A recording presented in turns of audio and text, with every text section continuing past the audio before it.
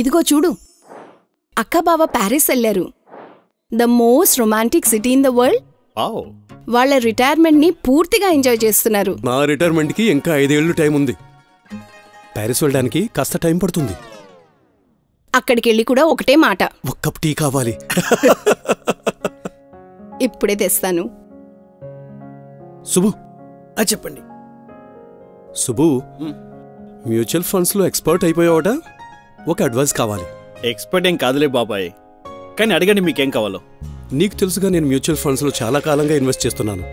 ఇప్పటికీ పెద్ద మొత్తం జమ అయ్యింది. దాని మీద మంచి రిటర్న్స్ కూడా వస్తున్నాయి. కానీ 5 ఏళ్ల తర్వాత నేను రిటైర్ అయ్యాక ఈ మ్యూచువల్ ఫండ్స్ అన్ని నా దగ్గరే ఉంచుకోవాలా లేదా రిడీమ్ చేసుకోవాలా? ఇంకా ఎక్స్పెన్సెస్ ఎలా ప్లాన్ చేయాలి? నాకు మ్యూచువల్ ఫండ్స్ లో ఇన్వెస్ట్ చేయడం అయితే వచ్చు, కానీ మ్యూచువల్ ఫండ్స్ విత్డ్రావల్ కు ఏ ప్లాన్ ఎంచుకోవాలి ఇది నాకు తెలీదు.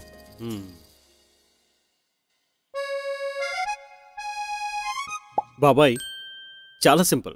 నేను చెప్తాను మ్యూచువల్ ఫండ్స్ నుంచి రిటైర్మెంట్ కోసం డబ్బులు ఎలా విత్డ్రా చేయాలో. ఓకే బాబాయ్, ఇది మీ ఎస్ఐపి, ఇంకా ఇది వాటి long term returns. Okay. And the jar is 70% full.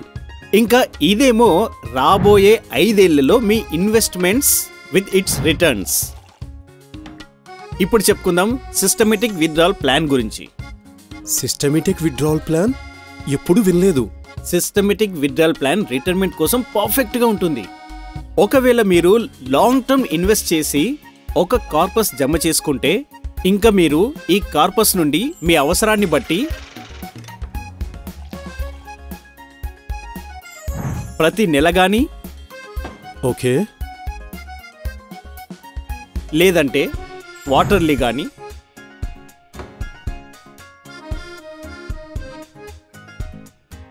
లేదా యాన్యువల్లీ ఒక ఫిక్స్ అమౌంట్ విత్డ్రా చేసుకోవచ్చు. ఇంట్రెస్టింగ్. అంటే నా అవసరాలన్నీ పూర్తి చేసుకోవచ్చు డిసిప్లిన్డ్ మేనర్లో.